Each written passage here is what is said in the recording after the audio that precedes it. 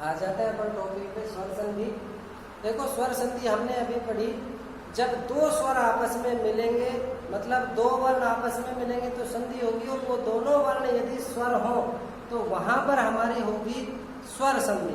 देखिएगा, स्वर से स्वर वर्ण का मेल होने पर स्वर संधि होती है, मतलब दोनों तरफ स्वर होंगे, दोनों आपस में मिलेंगे तो स्वर संधि होगी। और स्वर संधि के भेद में स्टेप बाय स्टेप 6-7 इसके भेद हम पढ़ेंगे, 8 भेद इसके पढ़ेंगे। तो सबसे पहले हम यहाँ दीर्घ स्वर संधि पढ़ते हैं। दीर्घ स्वर संधि क्या होती है? इसका सूत्र होता है अकः सवर्णे दीर्घ। अब अक का मतलब क्या होता है? जब आप माहेश्वर सूत्र पढ़ेंगे तो वहां आप सीखेंगे ऐसे लेकर के कै तक अक होता है। अक में ए ई उ री और री, आयुण री रि, ये दो सूत्र माहेश्वर के शामिल होते हैं। तो वहां अक से परे सवर्ण हो, यानी पहला जो वर्ण है वो अक होगा, ए ई उ री री इनमें से कोई सा होगा, और जो दूसरा वर्ण होगा वो भी इन्हीं के जैसा से, मतलब कैसे? जैसे प्लस से पहले या एक वर्ण ए है तो दूसरी तरफ भी ए हो। अब यहाँ समझने की बात है, ये जो ए है ये छोटा या बड़ा कोई सा भी हो सकता है, सवर्ण ही कहलाता है। तो मैंने यहाँ एक लिखा है, इसका मतलब आप दोनों समझिए, ए और आ, ए और आ। अब यहाँ देखो, अक से परे सवर्ण हो, मतलब सेम वर्ण उधर भी हो, तो दोनों वर्णों के स्थान पर सवर्ण दीर्घ एक आदेश होगा। इसका मतलब सवर्ण का मतलब उसी के जैसा होगा, दीर्घ का मतलब बड़े वाला होगा, और एक आदेश का मतलब एक हो जाएगा। तो यहाँ देखो ए ई उ री और री, ये 5 वर्ण अक के अंदर आते हैं। इस ए से दूसरी तरफ भी यदि ए हो, ह्रस्व या दीर्घ कैसा भी हो, इधर ह्रस्व हो इधर भी ह्रस्व हो, तो भी दोनों मिलकर के दीर्घ होगा, उन्हीं के जैसा होगा, एक होगा। दूसरा ई वर्ण है, इधर भी ई हो, एक तरफ ह्रस्व हो दूसरी तरफ भी ह्रस्व हो, एक तरफ दीर्घ हो दूसरी तरफ भी दीर्घ हो, या एक तरफ दीर्घ एक तरफ ह्रस्व, दोनों कैसे भी हो तो दोनों के स्थान पर उन्हीं के जैसा दीर्घ वर्ण हो जाएगा। तो ये कंप्लीट हमारा हुआ दीर्घ संधि की प्रक्रिया, कि जब समान दो वर्ण आपस में दोनों तरफ हो तो दोनों मिलके उन्हीं के जैसा दीर्घ वर्ण हो जाता है। अब इसके कुछ उदाहरण देख लेते हैं। चलिए दीर्घ संधि के उदाहरण देख लेते हैं। देखो यहाँ दैत्य प्लस अरि। अब इसका थोड़ा अपन टुकड़ा कर लेते हैं, उसके बाद अपन इसको सीखेंगे कि किस तरीके से ये आपस में जुड़ेंगे। यहाँ देखो, यहाँ संधि में दो ही वर्ण जुड़ेंगे, ये हमें बिल्कुल पक्का गांठ बांध लेना है, दो वर्ण ही जुड़ेंगे। तो यहाँ प्लस से पहले वाला और प्लस के ठीक बाद वाला, सिर्फ इन दो पे हमें फोकस करना है और इन्हीं को समझना है। यहाँ देखो अलग कर लेते हैं, दैत्य ये में ए मिला हुआ है उसको हम अलग कर लेते हैं, और अरि का ए। अब यहाँ देखो हमारे पास दो वर्ण आ गए, ए प्लस ए, यानी दैत्य का अंतिम ए और अरि का प्रथम ए, दोनों वर्ण एक जैसे हैं, तो इन दोनों के स्थान पर सवर्ण होगा, मतलब इन्हीं के जैसा होगा। दीर्घ होगा माने बड़े वाला होगा, और एक होगा। तो यहाँ सवर्ण दीर्घ एक आदेश का मतलब हो गया दोनों की जगह एक ही होगा, दीर्घ वाला होगा। तो यहाँ दोनों के स्थान पर आ हो गया, मतलब ये दोनों खत्म, इनकी जगह आ हो गया। जब स्वर आया तो इस स्वर को जोड़ेंगे इससे ठीक पहले वाले वर्ण में। तो यहाँ दैत्य का जो यह था उसमें आ जुड़ जाएगा, आ जुड़ करके बन गया दैत्या। बाद में बचा हुआ हमारे पास रि, ये हो गया रि।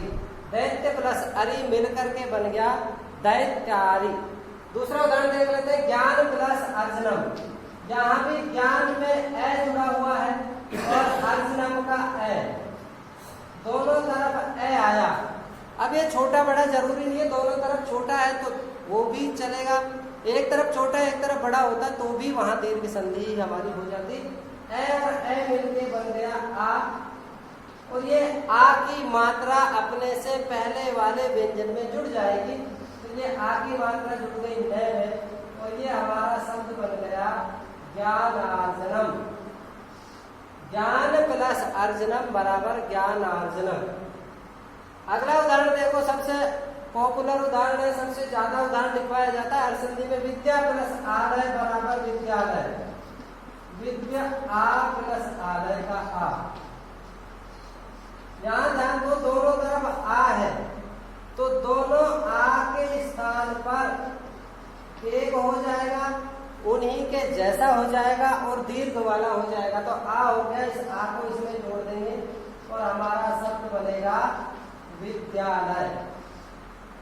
उसी तरह देखो, यहाँ देव प्लस आलय, प्लस से पहले ए और प्लस के बाद में आ, तो ए और आ दोनों आपस में एक जैसे ही हैं, सवर्ण है, दोनों के स्थान पे आ हो जाएगा और आ की मात्रा वह में जुड़ जाएगी, तो ये रूप हमारा बनेगा देवालय। अगला देखो, परम प्लस अर्थ। यहाँ प्लस से पहले ए और प्लस के बाद भी ए, दोनों मिलके आ हो जाएगा, तो रूप हमारा बनेगा परमार्थ। आगे देखो, मधुर प्लस अक्षर।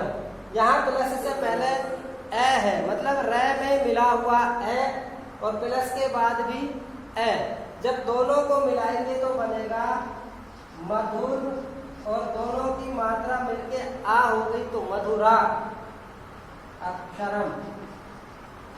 मधुराक्षरम। न प्लस अन्यथा, प्लस से पहले न में ए मिला हुआ है और प्लस के बाद भी ए, दोनों मिलके हो गया आ, नान्यथा। रस प्लस आस्वाद, रसास्वाद।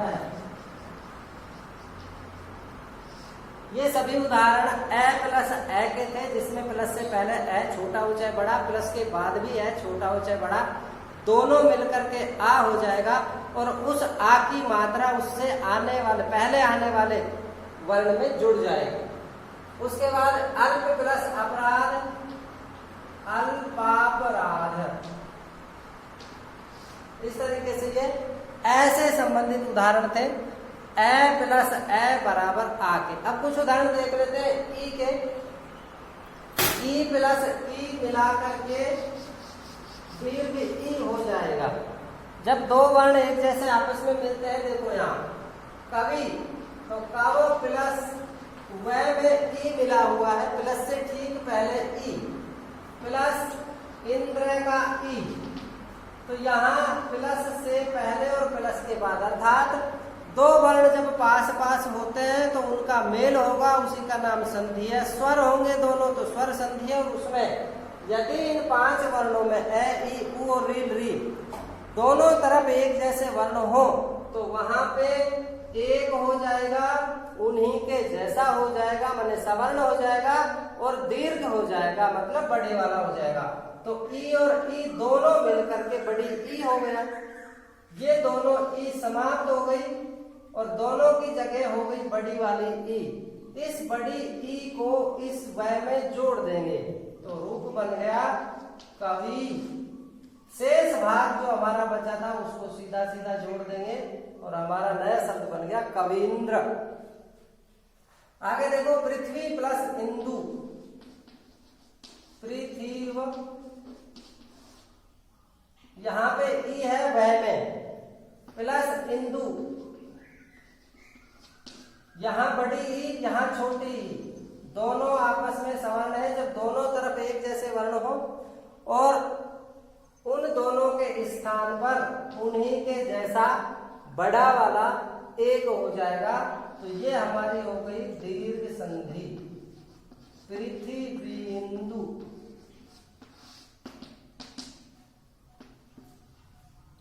आगे उदाहरण देखो, श्री प्लस ईश बराबर श्रीश। गौरी प्लस ईशा, गौरीशा। मही प्लस इंद्र, महींद्र। कपि प्लस ईश, कपीश। छोटी ई प्लस बड़ी ई दोनों मिलके बड़ी ई हो जाएगा, वो मात्रा प्लस से पहले वाले वर्ण में लग जाएगी। उसके बाद ऊ के कुछ उदाहरण हम देख लेते हैं। विष्णु प्लस उदय, तो यहाँ ण में ऊ की मात्रा है, ण में ऊ प्लस उदय का ऊ दोनों मिलेंगे, दोनों की जगह एक हो जाएगा, दीर्घ वाला हो जाएगा और ये हमारा रूप बन गया। ये ऊ की मात्रा ण में जुड़ जाएगी, विष्णु, बचा हुआ भाग हमारा यहाँ पे आ जाएगा विष्णुदय। ऐसे ही लघु प्लस पुत्र लघुतर, भानु प्लस उदय भानुदय, वधु प्लस ऊर्मिका वधूर्मिका।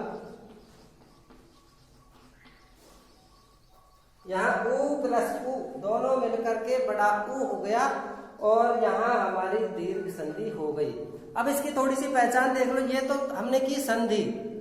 अब यदि हमें करना है संधि विच्छेद, तो विच्छेद में हम पहचान कैसे करेंगे, उसका छोटा सा फार्मूला है। जो शब्द हमें मिलेगा उसमें दीर्घ वर्ण हमको मिल जाएगा, आ, ई, उ और री, इनमें से कोई शब्द मिलेगा। यहाँ देखो आ मिल रहा है।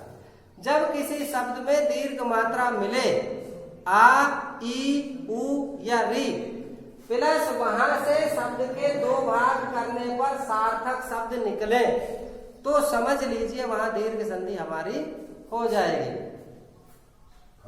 नेक्स्ट देखो री के कुछ उदाहरण हम और देख लेते। नेक्स्ट उदाहरण री से संबंधित, पितृ प्लस ऋणम। यहाँ देखो पितृ में री प्लस ऋणम का री,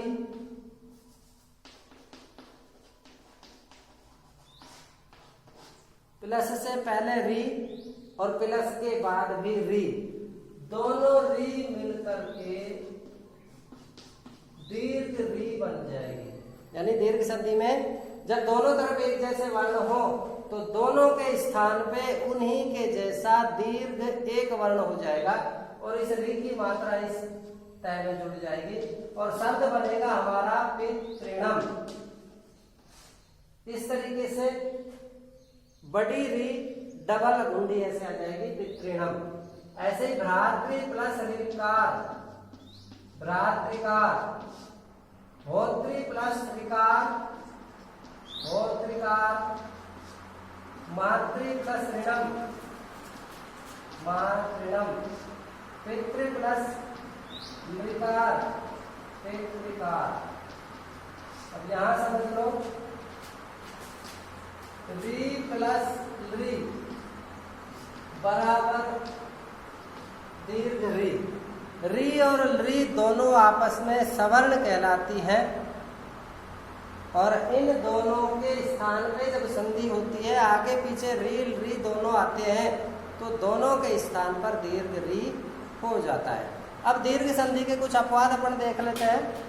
अपवाद नहीं कहेंगे, यहाँ संस्कृत में कोई भी अपवाद नहीं होता है, वास्तव में वहां कोई ना कोई सूत्र काम कर रहा होता है। तो यहाँ देखो ऐसी स्थिति जो हमने अभी तक दीर्घ संधि पढ़ी, उसी के जैसी स्थिति बनने के बाद भी वहां संधि क्यों नहीं हुई, उसका एक सूत्र है हमारे पास, शकंदवादिषु पर रूपम वाच्यम। ये सूत्र कहता है कि शकंधु आदि शब्दों में पररूप हो जाता है। कब होता है देखो, शक प्लस अंधु। अब यहाँ शक कै में ए प्लस अंधु का ए, दोनों मिलकर के आ होना चाहिए था, आ होना चाहिए था, लेकिन यहाँ पे आ नहीं होगा। क्यों? शकंधु आदिशु सूत्र की वजह से यहाँ होगा पररूप। यानी पररूप का मतलब होता है बाद वाले जैसा। ये समाप्त हो जाएगा, बाद वाले जैसा रहेगा ए, और ये रूप हमारा शकंधु, शकंधु ही बनेगा। दूसरा करकंधु, ऐसे ही इसका भी कर्क प्लस अंधु ए प्लस ए बराबर आ होना चाहिए था, लेकिन शकंधवादिषु पररूपम वाचम सूत्र से पररूप हुआ और यहाँ अंधु का जो ए है वो ए शेष बचेगा, ये वाला ए समाप्त हो जाएगा। यानी प्लस से पहले वाला जो स्वर था वो समाप्त हो जाएगा प्लस से बाद वाला, पररूप का मतलब होता है बाद वाले के जैसा हो जाना। सीमन प्लस अंत है, यहाँ पे देखो सीमन में यहाँ पूरी जो टी है, टी बोलते हैं अचो अंत्यादि टी, यानी किसी भी शब्द में आखिरी आखिरी का जो स्वर हो वो प्लस उसके बाद जो भी व्यंजन हो वो सारा का सारा टी कहलाता है। देखो कैसे, जैसे सी मैं के अंदर ए मिला हुआ है, समझ में आ गया, मैं के अंदर ए, उसके बाद में व्यंजन है न, तो यहाँ पर ए और न सारा का सारा टी कहलाएगा। तो यहाँ सीन प्लस अन प्लस अंत। अब यहाँ देखो प्लस से पहले ए और प्लस के बाद भी ए, इस स्थिति में क्या होगा, ये जो था पहले वाला भाग ये समाप्त हो जाएगा, पररूप हो जाएगा, ये भी इसी में बदल जाएगा और रूप बनेगा सीमंत। सीम प्लस अंत बराबर सीमंत है, ये अन बीच का समाप्त हो गया यहाँ पररूप होकर के। ऐसे ही मनस प्लस ईसा, अस खत्म हो जाएगा, ई बचेगा, रूप बनेगा मनीषा। ऐसे ही कुल प्लस अटा, तो यहाँ दीर्घ संधि यदि होती तो कुलाटा शब्द बनना चाहिए था, लेकिन यहाँ कुलाटा नहीं बनेगा, उल्टा शब्द बनेगा। ऐसे ही मारतंड, मारतंड में भी शकंद आदि पररूपम वाचन सूत्र की वजह से पररूप हुआ, प्लस से पहले वाला ए समाप्त हो गया, बाद वाला शेष रहा, तो मार्त प्लस अंड मारतंड। ऐसे ही लांगल ईशा, लांगल प्लस ईशा, तो लय का ए समाप्त हो गया, ई शेष बचा, क्योंकि यहाँ पररूप होगा, बाद वाला शेष बचेगा, पहले वाला स्वर भी बाद वाले में ही परिवर्तित हो जाएगा। ऐसे ही पतत प्लस अंजलि बराबर पतंजलि। यहाँ देखो पतत तय का ए प्लस आधार, ये पूरा समाप्त हो जाएगा, जैसे मनस में समाप्त हुआ और जैसे हमारा सीमन में अन समाप्त हुआ, ऐसे ही पतत का अत समाप्त हो जाएगा और पररूप बनेगा, बाद वाला ए शेष रह जाएगा यहाँ पे, तो पत प्लस अंजलि बराबर पतंजलि। तो इस तरीके से ये हमारी दीर्घ संधि हो गई। दीर्घ संधि के ज्यादा से ज्यादा उदाहरण आप देखिए। संस्कृत व्याकरण के और ज्यादा वीडियो देखने के लिए आप चैनल को सब्सक्राइब कर लीजिए, प्लेलिस्ट को खोल लीजिए, वहां आपको बहुत सारे वीडियो विभिन्न प्रकार के व्याकरण से संबंधित मिल जाएंगे। तो यहाँ दीर्घ संधि हमारी कंप्लीट हुई। अब दूसरी स्वर संधि हमारे पास गुण स्वर संधि, वृद्धि स्वर संधि, यण स्वर संधि, अयादि स्वर संधि, पररूप संधि, पूर्वरूप संधि और प्रकृति भाव संधि। इस प्रकार से 8 रूप हमारे स्वर संधि के बनते हैं। उन 8 रूपों को हम एक एक करके बारी बारी से देखेंगे। तब तक के लिए आप पढ़ते रहिए, फिर से मिलेंगे एक नए वीडियो।